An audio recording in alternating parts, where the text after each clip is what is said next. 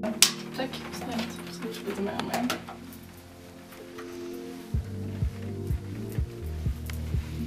Alltså fy fan vad jag ska supa ikväll. Du kan inte dricka lika mycket som förra gången. Jo, minst. Varför?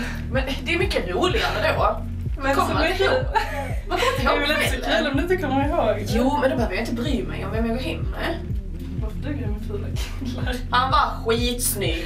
Du Ja, såg inte hans magmuskler. Nej, det är jag glad över. Ja, du.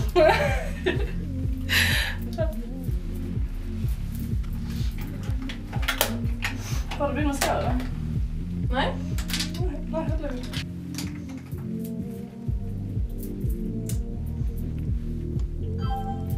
Är du med? Ja, det var min. Jag har en iPhone.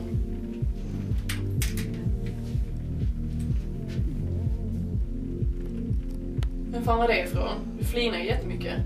Det var Oliver, han undrar om jag ska ut ikväll. Jaha. Och jag har hört han är på G med Josefin. Så tror inte något.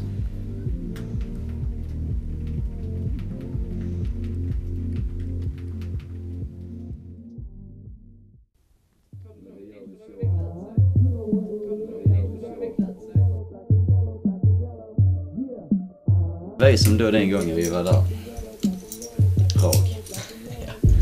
Det var ett trevligt ställe. Ja, det gick bra ut för oss. Det har varit bobblingar. Kolla här. Slå mitt ögon. Är det med den snygga röven? Ja, det är sant. Jag vet att... Inte hon en jävla hora. Jo, jag vet att hon är lätt på foten när hon är full, om man säger så. Ja, det är jag också. Fy fan vad jag ska knulla henne. Ska du träffa henne ikväll eller? Ja. Jag ska skicka att... Jag tycker det Ska lever. ses i... Nej. Ses ut ikväll, grabbar.